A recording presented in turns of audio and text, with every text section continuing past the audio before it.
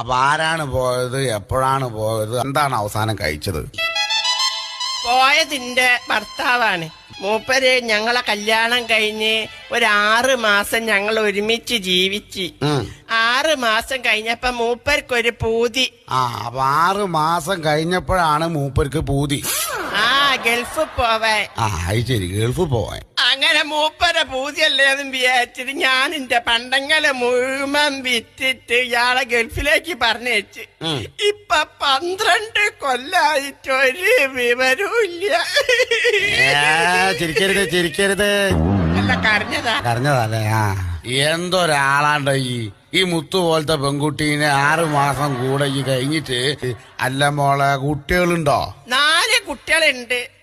കല്യാണം കഴിഞ്ഞ 6 മാസങ്ങൾ ഒരുമിച്ച് ജീവിച്ച് 12 കൊല്ലായിട്ട് അവൻ ഗൾഫിലാണ്. ഇപ്പൊ 4 കുട്ടികളും ഉണ്ട് അല്ലേ?